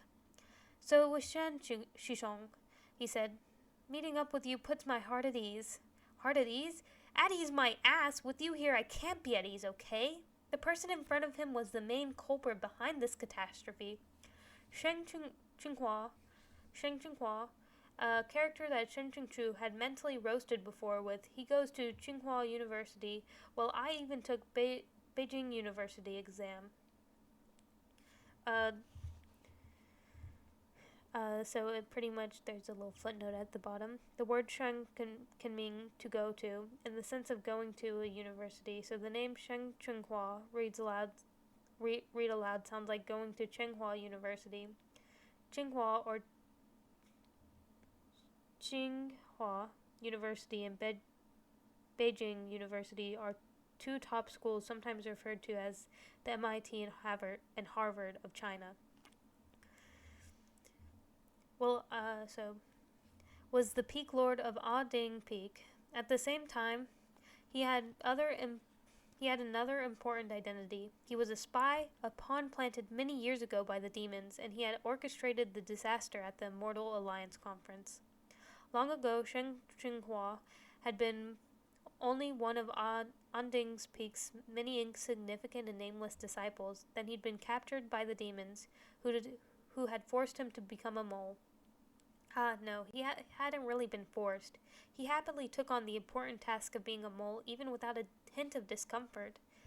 Secretly backed by the demons, Sheng Qinghua's road became smooth sailing. He swiftly rose through the ranks until he actually attained the position of Peak Lord Anding Peak. However, he still wasn't satisfied, and why not? Because it was Anding Peak. As soon as you heard the name, stable and settled, you knew it wasn't a place for the ambitious. This peak's tradition and specialty was completely in line with its name, logistics. So of course the entire peak from top to bottom, including the Peak Lord, were like bricks, to be moved wherever they were needed, sending some cheap laborers here today, assist with supplies there tomorrow. Mountain gates get broken, get on Ding Peaks to fix it. Missing a carriage driver, get on Ding Peaks to send someone. This month's expenses were over budget and you need money, get on Ding Peak to file a report. Even if this kind of Peak Lord's professional competence trounced that of Langsheng of New Oriental, there's another footnote. It refers to Shandong Langsheng Vocational School and New Oriental Education and Technology Grouping. They're well known because of their ads, so this is a derogatory reference. Even if this kind of Peak Lord's professional competence trounced that of Langsheng and New Oriental, could they be called impressive? Were they imposing? Were they cool, awesome, insane, badass, or hyped? Did they have the dignity of a Peak Lord? Even a talented, low-level disciple from another peak would have more to brag about. So Sheng Jinghua became a demon flunky without hesitation. He took it upon himself to help the demons conquer the human realm and committed all kinds of evil. Shen Qingchu's stomach hurt as soon as he saw the guy. Sheng Shidi, he said, as you approached, did you see a large demonic beast nearby? Sheng Qinghua froze. A large demonic beast? There wasn't one. Shen Qingchu's heart thumped. There wasn't? The large demonic beast in question was one of the plotline's key devices. In the original work, Lo Binghe's demonic heritage was exposed because someone released a black moon rhinoceros python at the Immortal Alliance Conference. To protect the innocent, Lo Binghe engaged it in a life-or-death struggle. The black moon rhinoceros python's destructive power and body were both enormous. Of course he couldn't defeat it. What to do if he couldn't win? Activate seed mode. There's another footnote. It's a reference to an ability in the series Mobile Suit Gundam Seed that allows someone to enter an enhanced state. In so doing, Lo Binghe exposed himself to Shen Qingchu. Only then did Shen Qingchu have an excuse to strike him down, eliminating one's companion for the sake of justice. And when he struck his student down, he enabled Lo Binghe to level up. Thus far, Shen Qingchu hadn't sensed the demonic chi of the black moon rhinoceros python, much less heard its signature moon ward howl, described in an enigmatic fashion as like that of both a python and a rhinoceros. Now Sheng Qinghua said he hadn't even seen it. Shen Qingchu couldn't help but be on his guard. Without this key plot device, surely the system couldn't ask him to suddenly strike Lo Binghe without any justification. He couldn't help but glance at the silent, unspeaking Lo Binghe. The child was still struggling with the matter of whether he should pick the flower to cure his master's poison. There was a stubborn glint in his eyes, as if he still felt a little discontent. Discontent my ass! Come on, I'm doing this for your own good. If you're going to pick flowers, don't give them to the wrong person. Thank you. On my way here, we lost quite a few disciples from various sects, said Sheng Qinghua, tone full of grief and lamentation. They were all future pillars of the cultivation world. The person who released these demonic creatures is truly poisonous and shameless, underhanded and vulgar, cruel to the point of insanity. Shen Qingchu was speechless. Weren't you the one who released those creatures? Are you really okay with using these lines to attack yourself? Although, if you don't mind, that's fine. He hadn't finished his mental roast when, without a warning, the earth began to shake. People staggered and fell over the place, terrified and confused, their questioning voices merging into one.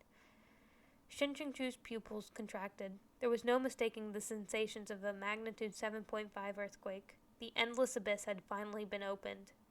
The so-called endless abyss was on the boundary between the human and demon realm. A liminal space, it was full of peril and the unknown, twisting, tearing vortices through space, raging flames and burning magma were everywhere to be found. The disciples on the scene had fought the entire way there, and their bodies and hearts had long been completely exhausted. After that violent quake, most of them tumbled to the ground. Only Shen Qingchu, Lu Binghe, and Sheng Qinghua managed to stay standing. Since the endless abyss had been opened, that meant something demonic would definitely appear from the other side. The three held their breaths in anticipation, silently waiting and on full alert. The figure of a man slowly emerged from the shadows. As soon as Shen Qingchu saw the ice-cold face and aloof expression, he knew who it was. He shot a glance at Sheng Qinghua, whose whole face had gone white. Shen Qingchu wanted to laugh, but he was unable to. Why would Lu Binghe's future subordinate, his magnificent right hand and best buddy for committing evil deeds, murder, and mayhem, show up right here and now? Mobijun was a pure-blooded demon, a supremely orthodox demonic second gen. In the future, he would inherit his family's territory on the demonic border in the north, and after that he would spend all his time appearing and disappearing at will, idling his life away, completely indifferent to everyone else. However, this maverick was designed to get beaten up by Lu Binghe, who had suddenly activated his overpowering abilities. Thereafter, he would mysteriously capitulate to the protagonist to the point of letting himself be ordered about. From then on, Lu Binghe would have an exceptionally badass-looking errand boy and loyal sidekick. But to be clear, according to the original timeline, there are still 500 chapters before it's your turn to debut, Great Master. Who's this distinguished one? Sheng Qinghua yelled as he rushed forward. Why have you come to this place? Isn't that your real boss? Wasn't he the one who ordered you to go release those dangerous creatures into Judy Gorge? No, please go right ahead and keep pretending. Mobijun tilted his head. Half of his handsome silhouette sank into the darkness, a chilling sight. With a half-hearted flick of his finger, he flung Sheng Qinghua into the air with sudden force. Sheng Qinghua crashed into an old tree and fainted, blood spurting unceasingly from his mouth, spurting until Shen Qingchu couldn't help but sigh with respect. Such effort, such dedication. Bro, you sure do care a lot for your career. After paying his respects, he sighed again. He'd known it would go this way. In the end, he would still need to step in. Holding his sword before him, Shen Qingchu spoke neither humble nor haughty. A demon? This line was pointless bullshit. Anyone who couldn't see those murky billows of demonic chi would have had to be blind. A white figure flashed past him. Without saying a word, Lu Binghe had moved to stand in front of his teacher. They just argued, and now they faced a powerful enemy, yet he still played the role of a human shield without hesitation. It would have been a lie to say Shen Qingchu wasn't entirely unmoved. But the more moved he was, the more he felt that what he was about to do was just too cruel. Shen Qingchu wished that his student had done nothing at all. Binghe, stand down, he said. Lu Binghe did not reply. And he did not leave. He calmly met eyes with Mobijun, entirely unaffected by his imposing aura. Mobijun let out an of curiosity, like he found something that aroused his interest a little. What disciple has to shield his master? Snapped Shen Qingchu. You are a disciple of Chengchong Mountain? Asked Mobijun. Disciple of Chengchong Mountain's Qingjing Peak, Lu Binghe. Thanks for this distinguished one for his guidance, Lu Binghe replied cold, his tone sarcastic. Mobijun sneered. The immoral acts like an immortal. The immortal acts like an immortal, and the demon acts unlike a demon. Interesting. At this, Shen Qingchu finally caught on to something. Could it be that Mobijun's appearance was the substitute for the black moon rhinoceros? The black moon rhinoceros python's role in advancing the main storyline? Immortal probably referred to Sheng Qinghua, who was lying off to the side and playing dead while occasionally remembering to cough up blood. Though clearly a cultivator, he tirelessly labored for the demon realm, indeed completely unlike an immortal. That was a fair accusation. As for the demon, who on the scene could this be referring to other than Lo Binghua? Shen Qingchu's thoughts turned and whirled. He wasn't sure if Mobijun could really see Lo Binghua's hidden bloodline with such a single glance. Lo Binghua saw his master's furrowed brow and feared he was angry at his own disobedience. Shizun, he won't let any of us go. It'd be better to use all of our strength and fight this battle together. That's true, but it'd also be fucking useless. But Shen Qingchu said, if you stay here, you'll lose your life in vain. Dying for Shizun or dying together with Shizun? Either one is something this disciple would gladly do, said Lo Binghua. Mobijun scoffed. You'd do battle with me? The following such a foolish arrogance was left politely unspoken. Good thing you didn't say it out loud, thought Shen Qingchu. In 3 years, Lo Binghua will be able to single-handedly beat you until you can't get up, and won't you still become his diligent henchman? You'd really be slapping your own face. Fine, said Mobijun. Then let me see. Before he had finished speaking, the killing intent in the air around them spiked. His steps agile and unreadable, Shen Qingchu flashed in front of Lo Binghua. With his left hand, he tossed forth Shuya to hold off Mobijun for a bit, even if it would be largely ineffective. At the same time, with his right hand, he lifted Lo Binghua like an eagle would a chick, and hurled him away. Once he sent Lo Binghua outside the range of Mobijun's demonic chi, he turned and met palms with Mobijun. When their palms connected, blood churned in Shen Qingchu's chest, as if someone had punched him there. The spiritual energy in his body surged like it was boiling over. Though he had already formed a core and his cultivation wasn't low, what was a golden core against the right hand of the future demon lord, Lo Binghua? But he had to go all out and try. Throwing himself into desperate battle to the death without regards for his own life was the only way to survive this. According to Shen Qingchu's experience from 10 plus years of reading all sorts of wuxia and jiansha novels, temperamental chunis, and there's another footnote, shortened the form of Japanese chinobuyo, or middle school second year disease, describes people who are edgy or have delusions of grandeur, used as a loan word in Chinese text.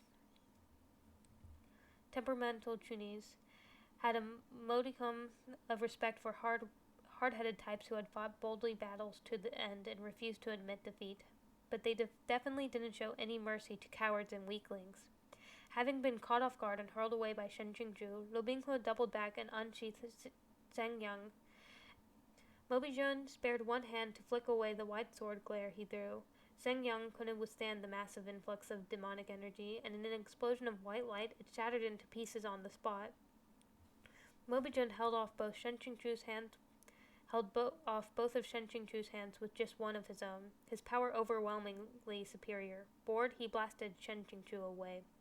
Unusually inferior talent, he said. Foundation and techniques inflexible. Leave. Shen Qingchu said nothing.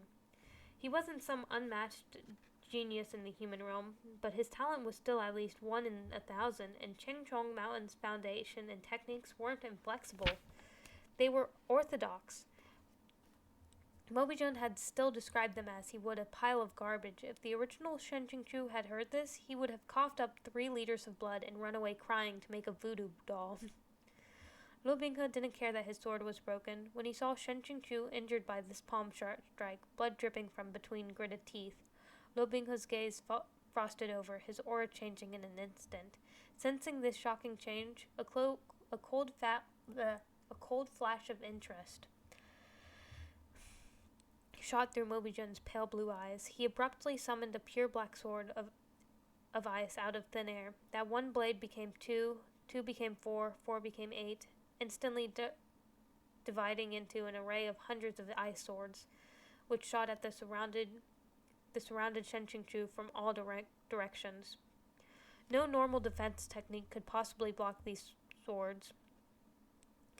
They were crystallized from the purest demonic chi. Shen Qingchu's spiritual chi was nearly exhausted. If his powers collided with Mobijun's, it would be like a single spark against a towering wave. The end results would be without saying. Just as the sword array was about to come down like sheets of rain, Shen Qingchu snarled within his heart. I've done my best, but he still thinks I'm a low-level trash. So what can I do? How loathsome. If I have to die, couldn't it at least be in a better-looking way? After being stabbed with hundreds of black swords, I'm going to be a sieve. Who could bear to look? However, even long moments after, the pain of being skewered by thousands of swords did not arrive. Unless Mobijun had suddenly lost his mind and revoked the sword array, there was only one explanation. Only one person who could have blocked this attack that seethed with murderous intent. Shen Qingchu steadied himself and slowly raised his head. As expected, in the air all around him, the forest of swords had shattered. They splintered so completely that it was like they disappeared without a trace, leaving only a night sky full of black ice crystals. Reflecting the moonlight, they fell one by one. The scene could have been described as beautiful. However, Lu Binghua, standing in the middle of it was the center of a blizzard that seemed to roar around him, and within his gaze he could only be described as terrifying. Shen Qingchu collapsed next to a large tree, swallowing mouthfuls of blood. He circulated energy to heal his wounds while watching this earth-shaking showdown between the two demon lords. The seal in Lu Binghu's blood had yet to be removed. Mobijun was only testing him. But still, this battle darkened the sky and earth, blotting out all light. Raging waves of demonic energy overflowed from both of them, enough to cloak the entire sky. Wasn't this area within the rage of the thousand leaves fresh snow lotus? That was what that thing was called, right? Right, demonic creatures were supposed to be afraid to approach its proximity, but as soon as this inescapable smog of demonic chi touched the flower, the snow lotus that brimmed with spiritual chi wilted and rotted down to its root. All the demonic creatures hiding in the dark crept out one by one, greedily inhaling what to them was a fragrant scent. Several ghost-head spiders stealthily crawled onto a few of the Chengchong mountain disciples, hairy legs poised to stab into their temples. Shen Qingchu was nearly out of spiritual energy and was unable to use spell attacks. He could only directly grab the beast by their filthy tangled hairs and throw them aside. He aimed before he threw, making sure to toss them towards the traitor, Sheng Qinghua. Meanwhile, Mobijun had pretty much finished testing Lu Binghua, and he prepared to wrap things up, sending out one last blow. With a flick of his finger, he fired a stream of scarlet light at the center of Lu Binghua's forehead. Once that stream of light touched Lu Binghua's brow, it seeped into his skin, turning into a fiery red mark. Lu Binghua was lost to his bloodlust. He didn't know why, only that his head had ached and it was about to explode, and he nearly collapsed to his knees. His entire body roiled with desire to inflict savage cruelty. Unable to vent it, he threw out his hand, and as if it shot out a cannon, an eruption of demonic chi descended upon Mobijun. This last strike was extremely powerful. Yet Mobijun waved it away with one hand, a bit surprised. Not bad. Ignoring whether Lu Binghua was in a state to understand him, he continued, The human realm isn't where you belong. Why not return to your origins? Now Shen Qingchu was finally 100% sure. Mobijun's sudden appearance was indeed a substitute for the Black Moon Rhinoceros Python, but compared to the original, Mobijun had done a far more thorough job. He'd actually directly removed the seal suppressing Lu Binghua's demonic blood. After completing his task, he turned right around and left. This NPC really was so straight to the point, not a moment spared, completely in line with his modus operandi in the original work. He'd show up wherever Lu Binghua needed him without rhyme or reason. His actions were just that forced, a total maverick needing not a shred of logic. Speaking of forced, that could only be how Shen Qingchu would face his next task, the last level. Having fought a harsh battle, Lo Binghe was half kneeling in the midst of the ruined landscape, his eyes vacant, but it looked like his placid veneer would at any moment tear. Right now, his mind was like a dormant volcano, one that had suddenly erupted after being silent for many years. The magma in its veins starting to flow. Just thinking about this made Shen Qingchu feel like he was burning up alongside it, until his bones and head began to ache and pound. The system sent a shrill notification like the likes of which he'd never heard before. Warning, the critical quest, the endless abyss and endless hatred, a sky filled with crystal frost and tears and blood, has officially begun. If it's not successfully completed, 20,000 protagonist satisfaction points will be deducted. Was it Shen Qingchu's imagination, or were the quest names getting more and more absurd every time, to the point that Shen Qingchu didn't even know where to begin roasting them? And hey, when I confirmed with you a while back, wasn't it 10,000? It's been like 5 minutes, and now it's doubled? Swaying, Shen Qingchu walked over to Lo Binghe, who was still in a half-crazed state. He unleashed a couple palm strikes on his back, channeling some of his own remaining spiritual energy into his student's body. You think it's going to be that easy? Dream on. Not only did Lo Binghe fail to regain consciousness, the demonic chi within his body rebounded Shen Qingchu's efforts, forcing Shen Qingchu to cough up the mouthful of blood he'd been holding back for so long. Only at this moment did Lo Binghe finally recover some awareness. He slowly pulled himself out of his muddled state and managed to piece together a couple of mangled words. That familiar face also gradually came into focus. Shen Qingchu saw Lo Binghe's gaze clear up a bit and let out a sigh of relief. He wiped at the blood of his mouth and asked in an even tone, "You're awake?" After a pause, "If you're awake, let's have a thorough discussion.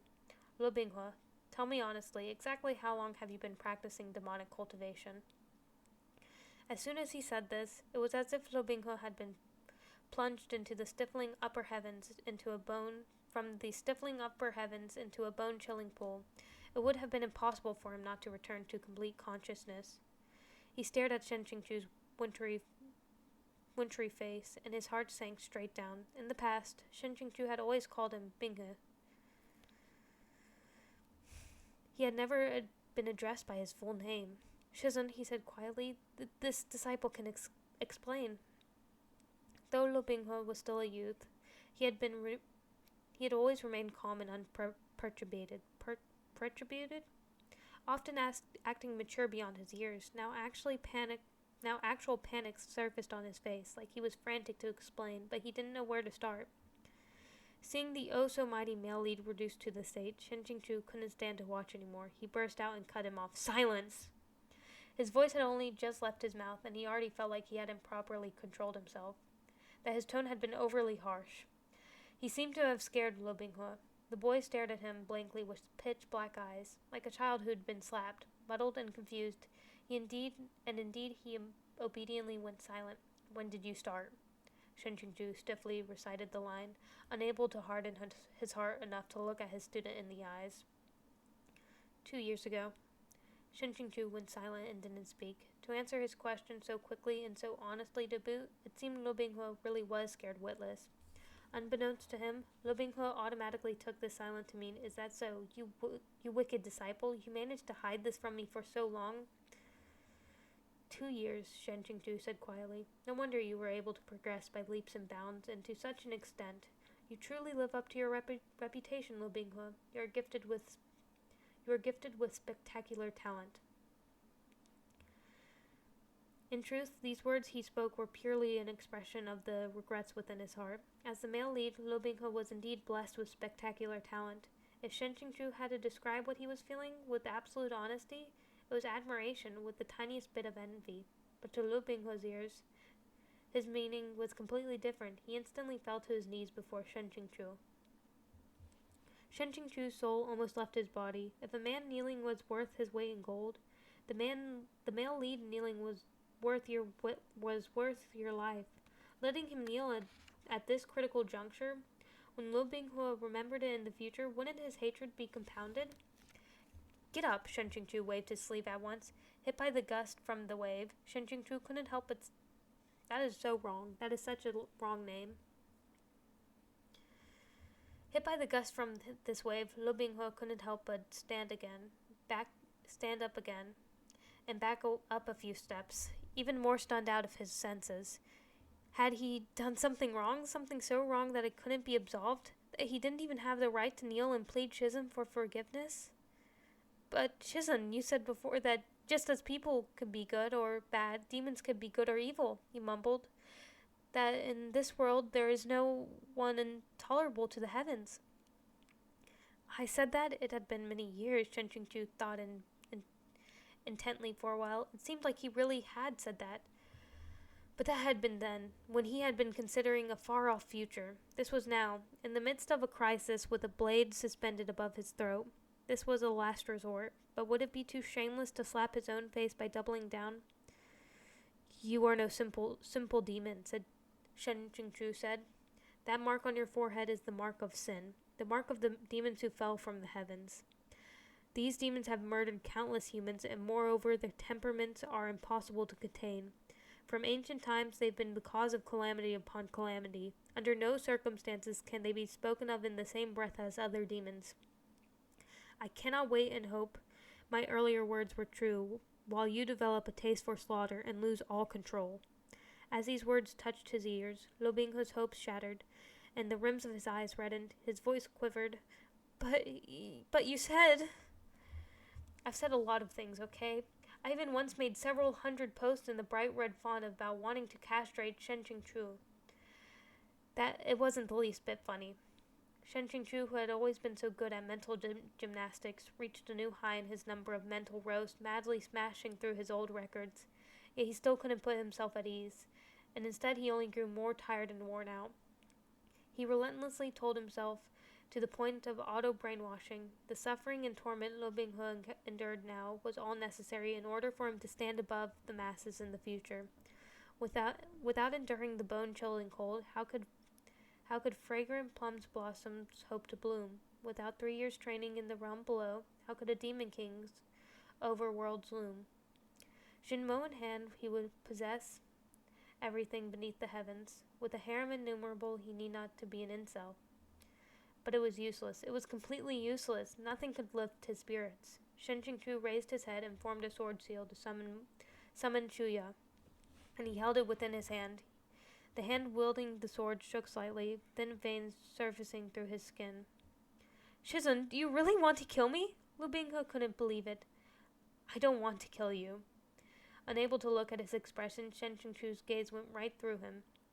Lo Binghe searched his memory, but he'd never seen Shen Qingchu so cold and emotionless, not towards him. Even back when he'd just entered Chengchong Mountain Sect, when Shizun had disliked him, his eyes never been this empty, like he was looking at nothing. His gaze held not even a trace of warmth. It was exactly the way he'd look at heinous demons whom he had executed with that same sword. It's only what that man said wasn't wrong, said Shen Qingchu. The human realm is no longer a place for you. You ought to return to the place you belong.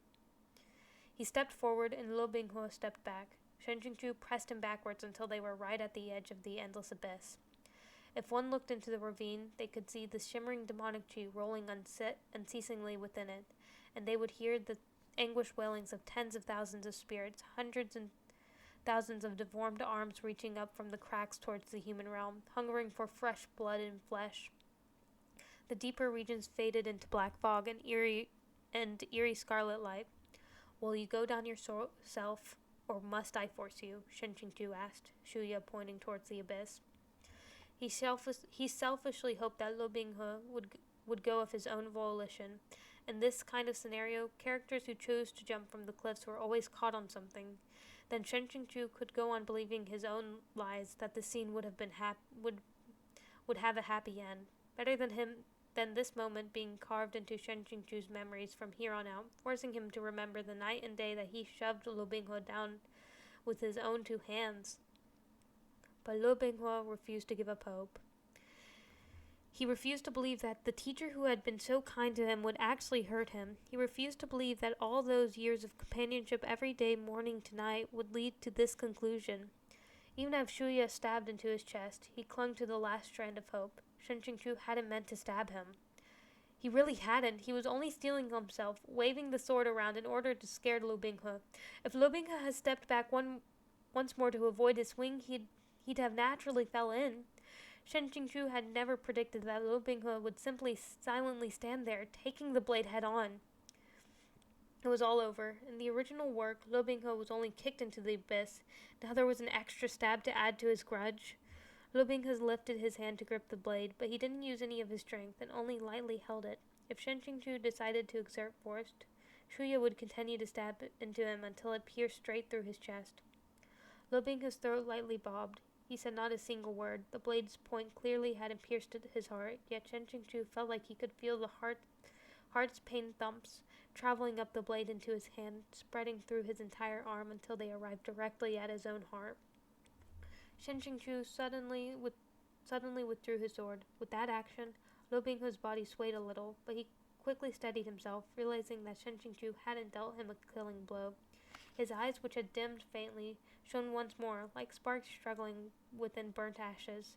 The corner of his mouth also managed to twitch. Perhaps he was trying to smile. Then Shen Qingchu unleashed a final strike, which extinguished the last trace of light within Lu Binghe's eyes. He knew he would never forget Lu Binghe's expression from the moment of his fall. By the time the sect leaders and other cultivators arrived, having finished clearing out the demons within Judy Gorge, the spatial rift caused by the endless abyss has long since closed. Other than Sheng Qinghua,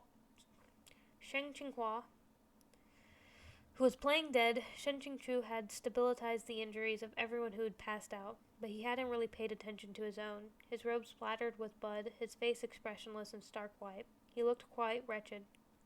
Yu Qingguan stepped forward to check Shen Qingchu's pulse and condition, then frowned and asked Mu Qingfeng, as the expert, to examine him. The cultivators of each sect picked out their disciples from among the bodies scattered across the ground, then whisked them away for further treatment. Lu Qingyi sensed that they were short one person. Then he realized it was the person who was always flittering around Shen Qingchu, impossible to miss. "Where's that disciple of yours?" he asked. Head lowered, Shen Qingchu didn't answer. He picked up the shattered pieces of a longsword lying on the ground, which had broken into many fragments. Qingjing Peak's disciples had hurried to the scene. The sharp-eyed Mingfang, who had been leading them, looked at that sword and stammered, "Shizun, that sword can't be." Mingfang had yearned for the Zhangyang sword on Wanjian Peak, and he had spent many years thinking about it. After Lu Binghe claimed it, his entire body had burned with envy, and for many nights he cursed while tossing and turning. He definitely couldn't mistake it. Ning Yingying let out a sudden loud wail. "Shizun, don't scare me! Is that Alu's Zhangyan? It can't be, right? It can't be!" A wave of whispers flowed around them. "Zhengyang? Are they talking about Peak Lord Shen's beloved disciple, Lu Binghe? A sword shares its existence with its masters. If the sword is broken, then where could he be? Could he have..."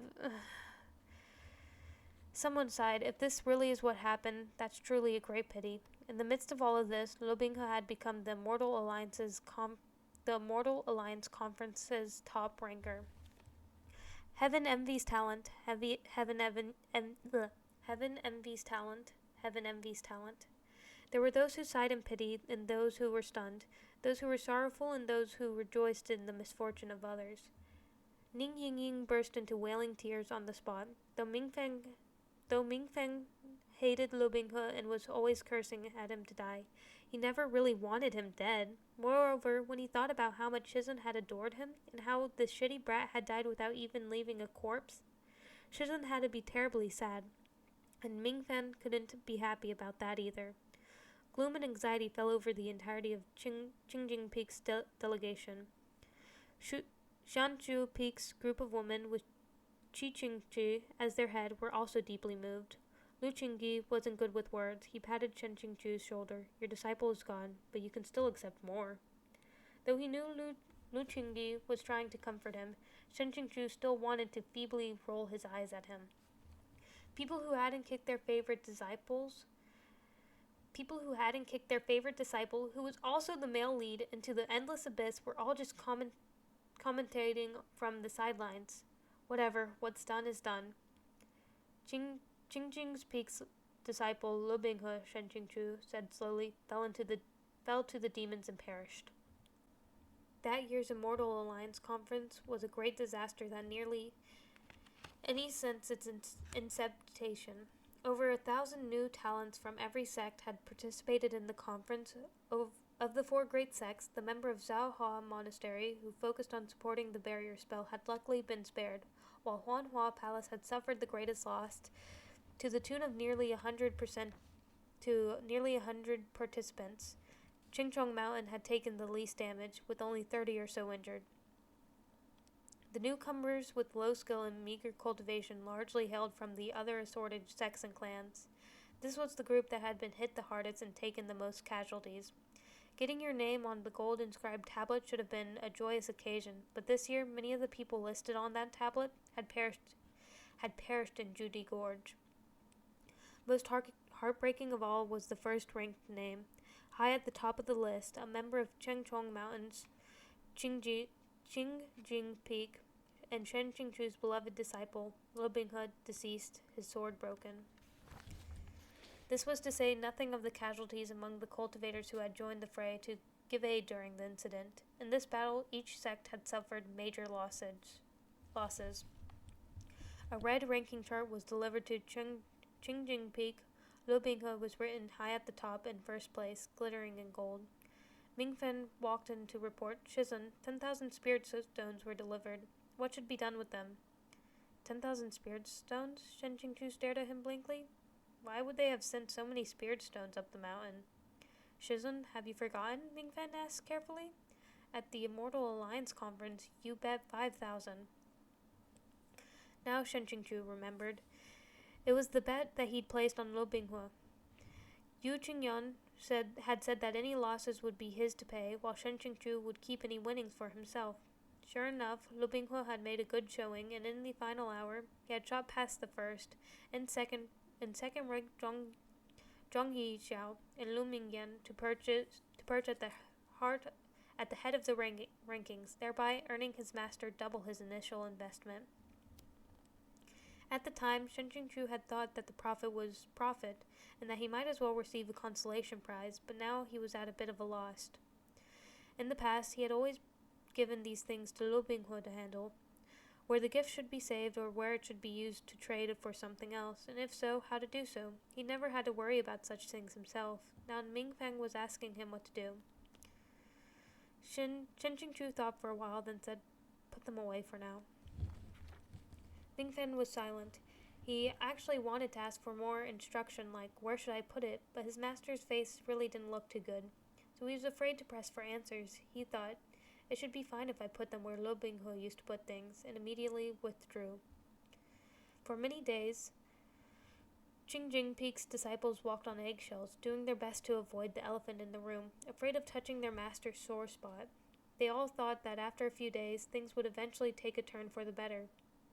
Then after half a month had passed, Shen Qingchu seemed to be gradually returning to normal. One day, right before mealtime, they suddenly heard Shen Qingchu call Lu Binghe's name a few times from the bamboo house.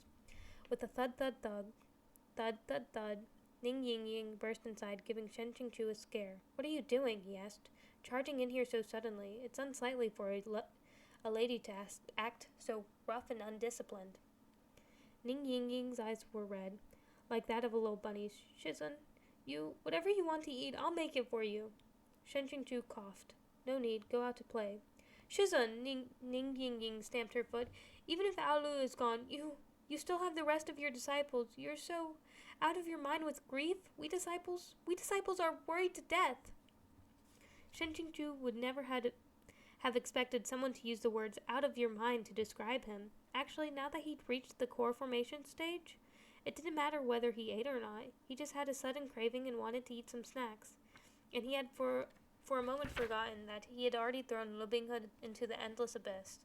How did that count as being out of his mind? Shen Qingchu opened his mouth, 100 words of protest ready to spill forth, but seeing Ning Ying ready to cry from anxiety, He hurriedly went to comfort her instead, only after he swore solemnly that his calls just now had been a mere slip of the tongue did she calm down. After coaxing her back outside, Shen Qingchu let out a long sigh. He suddenly felt that this little miss, who in the original novel had always been pampered and childish, only capable of getting in trouble and being a burden, had in fact grown up quite a bit. After all, she was one of Lu Binghe's harem. She was the one who was supposed to be clawing at the ground, wailing to the heavens, but instead she'd come to comfort her master. Had his instruction really had some effect? Either way, things couldn't go on like this any longer. Clearly, Shen Qingchu was the one who'd raised that little lamb of the protagonist, so why did it seem like the protagonist had been the one looking after him? He was scaring his disciples, putting on the act of a grieving widow whose husband just died. Hadn't it been only a couple of days since he'd last seen that child? No, bah, Shen Qingchu mentally slapped himself. Who are you calling a grieving widow? Whose husband died? It's not something you should say. You're really getting worse by the day. A negative mindset produces nothing good. You deserve a slap. But perhaps because Lu Binghe had left, he really was a bit lonely, especially when he thought about how 5 years from now, when they reunited, a relationship that had once been that of a compassionate teacher and a filial disciple or something, would become defined by a veiled murderous intent and daggers hidden within smiles. Shen Qingchu had brought the broken pieces of Zheng Yang back with him. He messily dug a hole behind Jingjing Peak's bamboo house, erected a tablet, and set up a sword mound. When others saw him at a loss in thought as he faced that empty tablet, they thought he was reminiscing about his beloved disciple, and they could only sigh. With a deep master and disciple bond, fate toys with us all. Only Shen Qingchu knew that the one he was mourning was in truth within that sword mound, buried underneath and never to return, that youth as warm as the sun. What truly broke him and caused him to weep at the heavens was that, after several days of silence, the system sent him a message truly devoid of all humanity. Congratulations, you have successfully completed the key quest. The legend begins, Lu Binghe's fall and rebirth. Reward protagonist satisfaction points 10,000. Before Shen Qingchu had even a chance to be pleased, it continued. However, due to extraordinary circumstances, a new point value had been activated. Lu Binghe's heartbreak points. Due to excessively high heartbreak level, protagonist satisfaction points have been reset to 0. Please continue to work hard. Reset to 0? Reset to 0. Reset to 0. Those 3 large words looped endlessly within Shen Qingchu's mind. What the hell are these heartbreak points? Didn't I tell you not to randomly activate strange point values? Fuck off. So Lu Binghe really is your darling son. Even his heartbreak gets a point value of its own. Years of slaving away at the system's every command, he was back to square one in a single night. Being a villain was true misery. Grievances enough to feel the ocean. Being so unhappily, naturally, Shen Qingchu had to go take it out on someone else, so he had Ming Fen deliver a message inviting Sheng Qinghua to the bamboo house. Sheng Qinghua placed down the porcelain tea bowl and smiled. Shen Qingshang's Jingjing Peak is truly elegant and secluded. Even this mere tea bowl is exquisite. Such sophistication truly makes Qinghua feel ashamed. Jingjing's Peak and Ading Peak had always minded their respective business.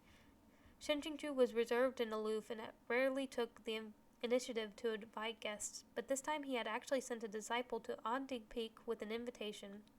Sheng Qinghua was unable to discern what he wanted, but no one slaps a smiling face, so he started out with compliments. At least that couldn't be a misstep.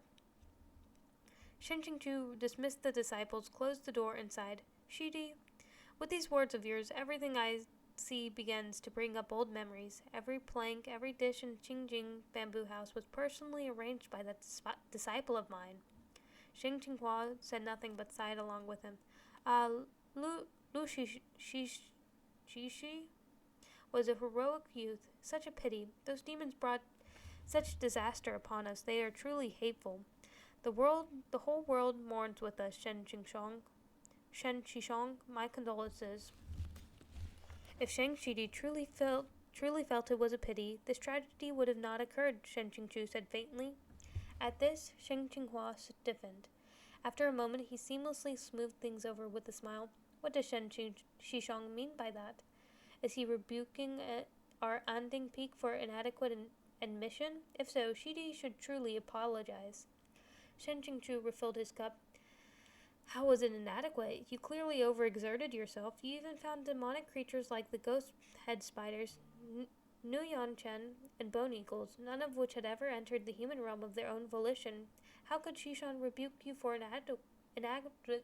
inadequacy? Peak Lord Shen, to make such an outrageous accusation? Sheng Qinghua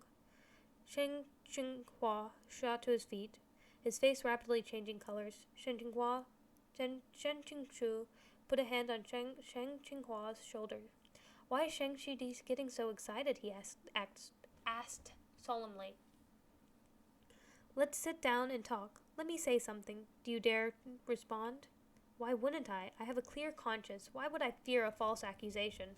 With a sneer, Sheng Qinghua brushed away his hand.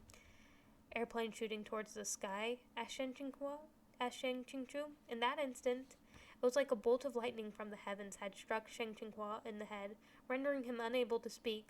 After a long time, he managed to stammer out, You? How do you know my ID? In that moment, it was like Shen Qingchu had also been burnt to a crisp by the aforementioned bolt of lightning. He only wanted to study Sheng Qinghua's reaction to his name to determine if he also had read Proud Immortal Demon Way. But given his reaction, he wasn't just a reader, was he? After 3 long seconds, Shen Qingchu jumped on him. It's you? How could I not know your ID after reading your entire fucking novel? If you hadn't let something slip when Mobi-Jun appeared, I really would have never known what hole you'd really crawled out of, Great Master. And that is Chapter 4. Chapter 5 looks a lot shorter, thankfully, because I think this one's upwards to a bit over 2 hours. So, well, since this chapter is done, I will see you in the next chapter. Goodbye.